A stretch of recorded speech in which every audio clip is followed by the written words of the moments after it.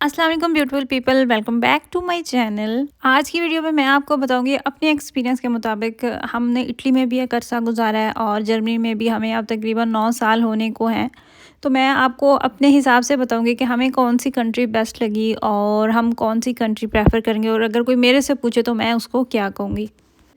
आपको इतना ज़्यादा मेस नज़र आ रहा है ना, एक्चुअली मैं केक बना रही हूँ और इस केक की रेसिपी मैंने आप लोगों के साथ अपने ओल्ड चैनल पे भी शेयर की हुई है। बहुत ही आसान इस केक की रेसिपी है। अगर मैं यकीन के साथ कह सकती हूँ कि अगर किसी ने केक नहीं बनाया, वो पहली दफ़ा ये वाला केक बना रहा है, फ्रेश क्रीम केक है ये, बर्थडे केक हम जिसको कहते हैं, तो आप बड़ी आसानी से बना लेते हैं। मुझे पर्सनली बर्थडेज़ वगैरह सेलिब्रेट करना बिल्कुल भी नहीं पसंद, मेरा इंटरेस्ट ही नहीं है। मुझे पर्सनली ये चीज़ इतनी अट्रैक्ट ही नहीं करती, ये पार्टीज़ अरेंज करना और ये सारा कुछ। तो मेरे छोटे बेटे की बर्थडे थी, ये माशाल्लाह से 2 साल का हुआ है, 9 दिसंबर को थी इसकी बर्थडे। तो बिल्कुल भी नहीं था ये कि मैंने कोई हमने सेलिब्रेट करने और इस तरह, क्योंकि अभी बच्चा छोटा है तो उसको तो इतनी समझ नहीं होती, और जैसे-जैसे बच्चे बड़े होते हैं ना, तो फिर वो खुद ज़िद करते हैं, वो खुद चाह रहे होते हैं कि उनकी बर्थडे जो है ना वो सेलिब्रेट करें या फिर उनको गिफ्ट्स वगैरह दें। तो ये मैंने 1 दिन पहले उसके लिए शाम के टाइम ही मैंने ये केक बनाया था, और अपने टेस्ट के अकॉर्डिंग मैं बना रही थी। मीठा मैंने इसमें कम रखा था। नॉर्मली हम जो बेकरी से केक लेके आते हैं, अगर आप कस्टमाइज़ बनवा रहे हैं तो वो आप सारी इंस्ट्रक्शंस वगैरह दे देते हैं कि हमें इस तरह का चाहिए। अगर आप घर में बना रहे हैं तो वो सोने पे सुहागा होता है। कोई मुश्किल नहीं है केक बनाना, बिल्कुल भी नहीं है, बिल्कुल आसान है। मार्केट्स में जाके जो आप 50, 60, 70 यहाँ से तो इनकी केक की प्राइस जो है ना वो स्टार्ट होती है, तो वही आप अगर घर में बना लेना तो वो आपको इतना वो नहीं होती, टेंशन नहीं होती। घर में आप जब चाहें आराम से बना सकते हैं। तो मैंने इसमें कुछ भी एक्स्ट्रा नहीं किया। मुझे पता है मेरी फैमिली किस तरह का खाती है, तो मैंने उसी तरीके से इस केक को बनाया। चाहे तो वो चाइनीज़ फूड हो और चाहे तो बेकिंग कर रहे हो आप, हमेशा बहुत ज़्यादा मेस बनता है। बर्तन इतने ज़्यादा गंदे हो जाते हैं, साइडों पे इतना ज़्यादा वो चीज़ें जो है ना वो हो जाती हैं। तो मुझे तो ये बीमारी है, मैं बस साथ-साथ मैंने चीज़ों को क्लीन करना होता है। ये वर्किंग टॉक पे मुझे कोई एक अगर ड्रॉप ही नज़र आता है ना, तो मैंने उसको फ़ौरन से पहले क्लीन करना होता है। एक्चुअली ये जो आप देख रहे हैं ना बर्तन, ये हॉट पॉट के बर्तन है, और इसमें जितनी क्वांटिटी में मैं केक बनाती हूँ तो उसके हिसाब से ये बिल्कुल परफेक्ट है। तो मैं, हालांकि मेरे पास और भी हैं मोल्ड, लेकिन मैं यही प्रेफर करती हूँ। तो बस एक रात पहले आप बना के रख दें तो सुबह आपका मज़ेदार सा केक जो है वो रेडी हो गया। बच्चे जब छोटे होते हैं तब इन चीज़ों से बचा जा सकता है, लेकिन बच्चे जैसे जैसे बड़े होते हैं तो वो फिर खुद डिमांड करते हैं, उनका अपना दिल चाह रहा होता है कि उनकी बर्थडे जो है वो हम सेलिब्रेट करें, और फिर मना भी नहीं किया जा सकता। हमने इटली में भी एक मुद्दत गुजारी है, और हम इटली से ही यहाँ पे मूव हुए थे जर्मनी में, और काफ़ी ज़्यादा फैमिलीज़ जो हैं वो चली गई थी इंग्लैंड। बहुत ज़्यादा फैमिलीज़ इंग्लैंड मूव हुई और काफ़ी ज़्यादा फैमिलीज़ जर्मनी। जब हम जर्मनी शिफ्ट हुए थे तब हमारा एक ही बेटा था, और हमें कुछ भी इस चीज़ का आइडिया नहीं था कि जर्मनी में ये आपको बेनिफिट्स मिलते हैं या कुछ भी, वो चीज़ माइंड में थी नहीं। बस वहाँ से जॉब ख़त्म होगी मेरे हस्बैंड की, तो हमें जॉब का था कि जॉब मिल जाए। 1 साल तक हमने पाकिस्तान में भी गुजारा, और उसके बाद फिर मेरे ब्रदर इन लॉ काम कर रहे थे जर्मनी में, उनकी जॉब थी। तो फिर उन्होंने कहा कि जो जहाँ पे वो काम कर रहे थे तो वहाँ पे अपॉर्चुनिटी है जॉब की, तो फिर इस तरीके से हम जर्मनी आ गए। और जब हम जर्मनी आ गए तो फिर हमें पता चला कि अच्छा यहाँ पे ये रूल्स हैं, और वो भी कितने अरसे के बाद, जब हमने लैंग्वेज सीखी और जब बातों की थोड़ी बहुत समझ आने लगी। तो तब, हालांकि इससे पहले हम कुछ भी वो चीज़ माइंड में नहीं वो लेके आए थे, और टाइम के साथ साथ आहिस्ता आहिस्ता चीज़ें जो है वो क्लियर होती गई। और ये भी बड़ी ब्लेसिंग होती है कि जब आप इस तरह की अननोन कंट्री में जाते हैं, वहाँ पे आपको कोई गाइड करने वाला हो या कोई आपको बताने वाला हो, तो ये भी चीज़ें बड़ी मैटर करते हैं। एनीवेज़, तो हमने जब हम फिर उसके बाद हमारे बच्चे माशाल्लाह से, फिर अल्लाह ताला ने हमें 2 और बच्चे दिए, और बच्चों के प्ले स्कूल्स, किंडरगार्टन जिनको इटली में ज़ीलो कहा जाता है, वो स्टार्ट हुए बच्चों के। फिर बच्चे स्कूल जाना स्टार्ट हुए, तो वो फिर हमें आहिस्ता-आहिस्ता एहसास हुआ कि यहाँ पे कितनी ज़्यादा सहूलतें हैं जो कि इटली में नहीं थी। अब तो सुनने में आ रहा है कि इटली के भी हालात बेहतर हैं। इटली में भी काफ़ी ज़्यादा बच्चों के लिए भी सहूलतें हैं। कुछ लोगों का कहना है कि वहाँ पे बच्चों का कोई फ्यूचर नहीं है, और कुछ का कहना है कि हाँ, यहाँ पे जर्मनी जो है वो बेहतर है इटली की निस्बत। और इंग्लैंड भी काफ़ी ज़्यादा लोगों ने प्रेफर किया। काफ़ी ज़्यादा फैमिलीज़ थी इटली से जो जाके वापस इंग्लैंड गई थी और फिर वापस इटली शिफ्ट हो गए, और काफ़ी ज़्यादा फैमिलीज़ हैं जो जर्मनी से जाके फिर वापस जर्मनी ही शिफ्ट हो गए। अच्छा, ये वाला जो अभी आप क्लिप दे रहे हैं ना, ये काफ़ी पुराना है, ये अभी ओल्ड नहीं। अभी तो हम पैम्पर्स ब्रांड की कोई भी चीज़ जो है ना वो नहीं ख़रीद रहे हैं, लेकिन ये क्लिप्स जो है ना वो थोड़ा सा ओल्ड है। और काफ़ी ज़्यादा स्टूडेंट भी आते हैं स्टडी वीज़ा पे जर्मनी में। और अगर कोई मेरे से पूछता है ना, कोई पर्सनल एक्सपीरियंस मेरा कोई चाहे कि मैं अगर अपने हिसाब से बताऊं, तो मैं यही कहूँगी कि अगर आप स्टडी वीज़े पे आ रहे हैं तो भी आप फैमिली वर्क, आपको कोई काम मिल रहा है, आप अपने वर्क को लेके यहाँ पे आ रहे हैं, जॉब के लिए आ रहे हैं या कुछ भी आ रहे हैं, तो अगर आपने लंबा सोचना है ना, अगर आपने अपना फ्यूचर सिक्योर करना है और आप चाहते हैं कि आपके बच्चों का फ्यूचर कल को सिक्योर हो जाए और सारा कुछ, तो मैं 110% रिकमेंड करूँगी जर्मनी। इटली से जर्मनी को मैं प्रेफर करूँगी अगर आप शिफ्ट होना चाह रहे हैं तो।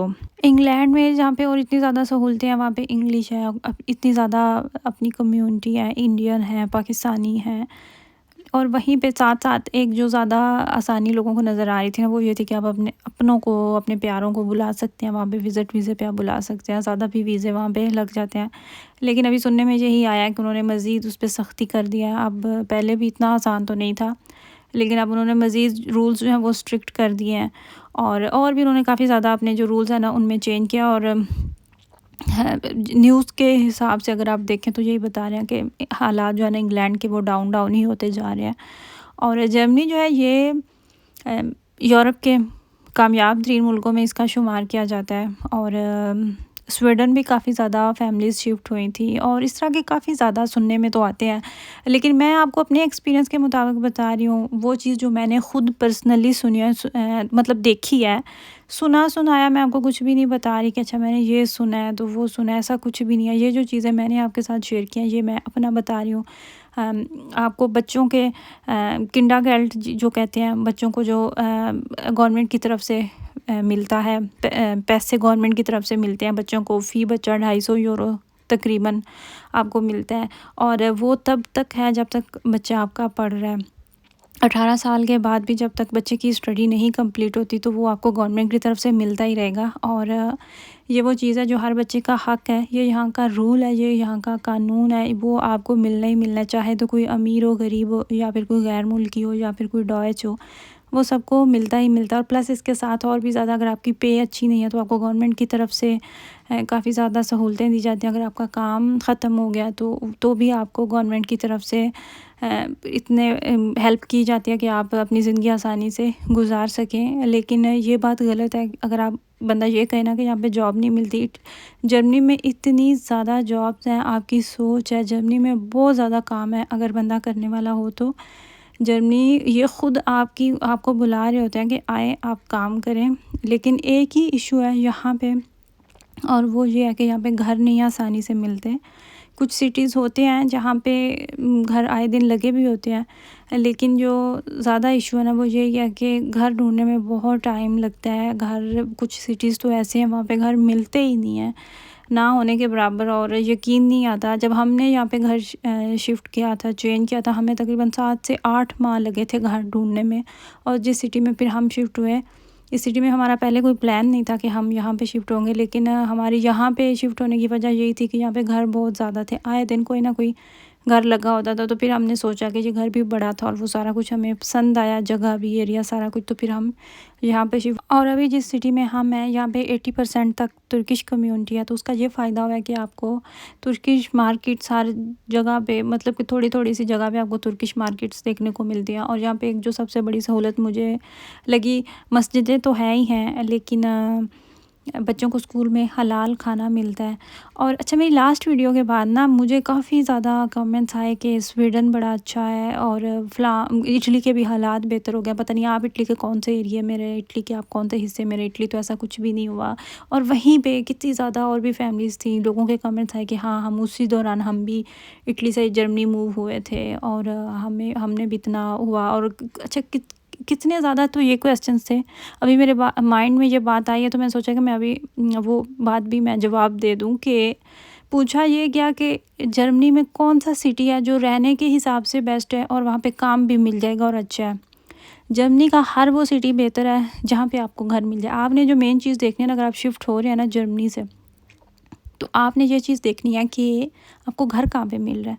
अगर आपको घर मिल रहा है ना, तो वो जर्मनी के हर सिटी में ही आपको काम मिल जाता है, वो बात नहीं है कि काम नहीं मिलता। और जो ज़रा बड़े सिटी होते हैं वहाँ पे वो ज़्यादा अपॉर्चुनिटीज़ होती हैं, वहाँ पे गैर मुल्की भी ज़्यादा होते हैं और काम के वो मौके भी बहुत ज़्यादा होते हैं, रश भी होता है, सारा कुछ होता है। तो वो डिपेंड करता है कि आप किस एरिया में शिफ्ट हो रहे हैं। बाकी मुझे ये कहा गया कि कार्ता से जोड़ना हो, इटली का फॉरएवर कार्ड हो या यूरोप के किसी भी मुल्क का, तो फिर भी आपको लैंग्वेज करना पड़ती है। तो नहीं, मैं अपने एक्सपीरियंस के मुताबिक आपको बता रही हूँ। मैं कोई भी जितनी भी मैं आपसे के साथ बातें कर रही हूँ ना, इसमें से कोई भी सुनी सुनाई बात नहीं है। ये सारी चीज़ें मैंने खुद एक्सपीरियंस की है और मैं उसी हिसाब से आप लोगों के साथ इन्फॉर्मेशन शेयर कर रही हूँ। अगर सुना सुनाया मैंने या कुछ ऐसा भी करना होता तो मैं कुछ और कहीं पे कोई सर्च करके या कोई और लोगों की वीडियोस देख के तो मैं इस वीडियो में भी बहुत कुछ ऐड कर सकती थी, लेकिन मैं उतनी ही चीज़ें बता रही हूँ जो पर्सनली जिन चीज़ों से मैं गुजरी हूँ, जो चीज़ें हमने देखी हैं। तो मेरे पास भी सेम वही कार्ड था, अभी तक भी है, लेकिन मैंने कोई लैंग्वेज का कोर्स नहीं किया था क्योंकि मुझे ज़रूरत ही नहीं थी। हमने मुझे था ये कि शायद वो मांगें कोर्स, लेकिन उन्होंने पूछा नहीं। बाद में मैंने लैंग्वेज का कोर्स किया था, वो मुझे कहा नहीं किया था, वो मैंने खुद किया था, अपनी मर्ज़ी से किया था क्योंकि मुझे मुश्किल होता था। मैं बच्चों के स्कूल जाती थी, मुझे बात करना नहीं आती थी, मैं बोल नहीं सकती थी, तो फिर मैंने खुद अपनी मर्ज़ी से एडमिशन लिया था और 1 साल लगा के तो मैंने B1 लेवल तक लैंग्वेज कोर्स किया था, जो कि मुझे यूज़ मेरा कहीं पे भी नहीं हुआ। वो बस वैसे ही मैंने कोर्स किया था, उससे क्या हुआ है कि मेरी जो है मुझे बोलना आ गया, मुझे समझना आ गया, लेकिन वो मेरा यूज़ कहीं पे भी नहीं हुआ। कि अगर मैं कहूँ कि मुझे ये रखी गई थी मेरे लिए शर्त डॉक्यूमेंट्स को लेके, तो वो ऐसा कुछ नहीं है।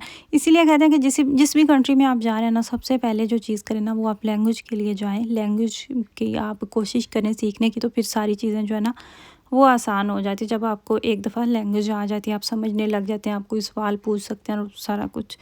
तो अगर फिर भी आप लोगों का कोई क्वेश्चन है तो आप कमेंट में पूछ सकते हैं, तो अगर मेरे लिए मुमकिन हुआ तो मैं आपको ज़रूर जवाब दूँगी। और ये थी मेरी आज की वीडियो। आई होप कि आपको मेरी वीडियो अच्छी लगी हो। अपनी फैमिली का ख्याल रखिएगा, मुझे मेरी फैमिली को दुआओं में याद रखिएगा। अल्लाह हाफ़िज़।